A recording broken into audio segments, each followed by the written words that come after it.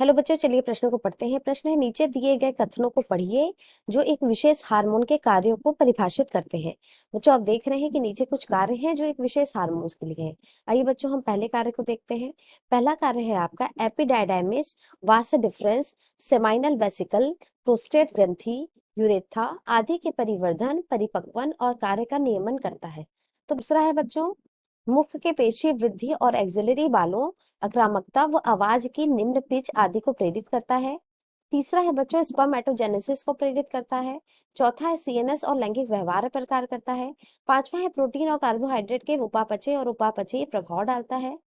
छठा है बच्चों, लेडिंग्स कोशिकाएं, इंटरस्टिशियल कोशिकाएं, एलएच के प्रभाव में यह हार्मोन स्रावित करता है। निम्न में से किस हार्मोन के बारे में यह बताया गया है? आप देख सकते हैं बच्चों, ये वैकल्पिक प्रश्न है जिसमें 4 विकल्प दिए गए हैं। पहला विकल्प है एफएसएच, दूसरा विकल्प है प्रोजेस्टेरॉन, तीसरा विकल्प है एंड्रोजन और चौथा विकल्प है मेलाटोनिन। आइए बच्चों, इस प्रश्न के मुख्य अवधारणा की ओर बढ़ते हैं। मुख्य अवधारणा बच्चों, हम कार्य के आधार पे हम हार्मोन का चयन करेंगे।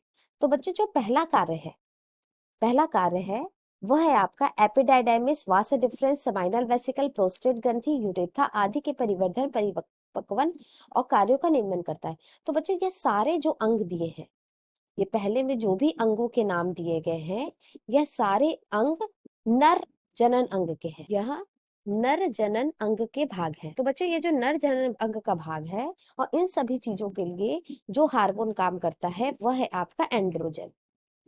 एंड्रोजन। आइए बच्चों, हम दूसरे कार्य की ओर बढ़ते हैं। जो हमारा दूसरा कार्य है वह है आपका मुख के पेशी वृद्धि और एक्सिलरी बालों, आक्रामकता व आवाज के निम्न पिच आदि को प्रेरित करता है। तो बच्चों, जो नर का द्वितीयक लक्षण होता है, नर का द्वितीयक लैंगिक लक्षण होता है, उसके बारे में यहाँ बात किया जा रहा है। और यह भी बच्चों, नर का द्वितीयक लैंगिक लक्षण आपका एंड्रोजन हार्मोन द्वारा नियंत्रित होता है। आइए बच्चों, हम तीसरे कार्य की ओर बढ़ते हैं। तीसरा है बच्चों, स्पर्मेटोजेनेसिस को प्रेरित करता है। तो बच्चों, स्पर्मेटोजेनेसिस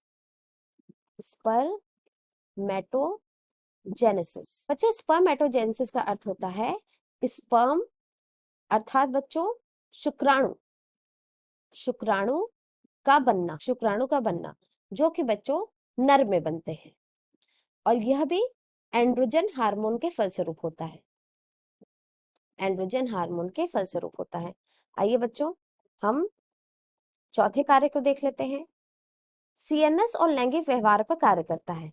तो बच्चों, चूंकि यहाँ पे आप देख रहे हैं कि ज्यादातर बातें नर से संबंधित है और लैंगिक व्यवहार की बात हुई है, तो आप देख रहे हैं कि लैंगिक व्यवहार यहाँ पे दिया है कि पहला तथा दूसरा।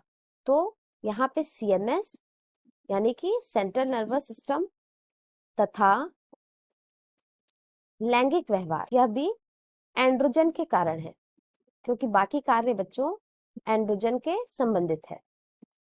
आइए बच्चों, हम पांचवा देख लेते हैं। प्रोटीन और कार्बोहाइड्रेट उपापचय और उपापचयी प्रभाव डालता है। तो बच्चों, प्रोटीन तथा कार्बोहाइड्रेट, इनके उपापचय पर बहुत सारे हार्मोन प्रभाव डालते हैं, परंतु बच्चों यहाँ पे एंड्रोजन हार्मोन है वह दिया है विकल्प में। तो यह प्रभाव प्रोटीन कार्बोहाइड्रेट के उपापचयी पर प्रभाव डालते हैं। आइए बच्चों, हम छठा देख लेते हैं। छठा है बच्चों, लेडिंग्स कोशिकाएं और इंटरस्टिशियल कोशिकाएं, जिसे अंतरनलिका रिक्त स्थान में उपस्थित एलएच के प्रभाव में यह हार्मोन स्रावित करती है।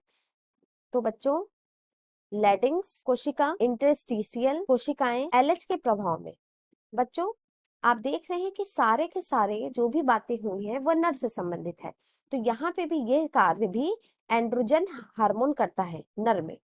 नर में यह कार्य भी एंड्रोजन करता है। आइए बच्चों, हम विकल्प की ओर बढ़ते हैं।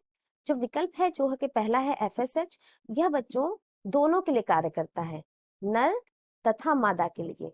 इनका कार्य इनसे में से कोई नहीं है, यह फॉलिकल को उत्तेजित करने वाला हार्मोन है। बी प्रोजेस्ट्रॉन बच्चों मादा हार्मोन है और यहाँ पे मादा की कोई भी चर्चा नहीं हुई है। सी है बच्चों एंड्रोजन, जो कि आप जान रहे हैं ये नर संबंधित हार्मोन है और नर के बारे में यहाँ पे चर्चा हुई है। और वही बच्चों मेलाटोनिन है। मेलाटोनिन आपका रंग विभेद तथा अनेक उपापचय से संबंधित कार्य करता है, तो यह भी यहाँ पे नहीं होगा। तो इस प्रकार बच्चों विकल्प सी एंड्रोजन सही है। आशा करते हैं बच्चों मुख्य अवधारणा के आधार पर प्रश्न का उत्तर समझ आया होगा। धन्यवाद।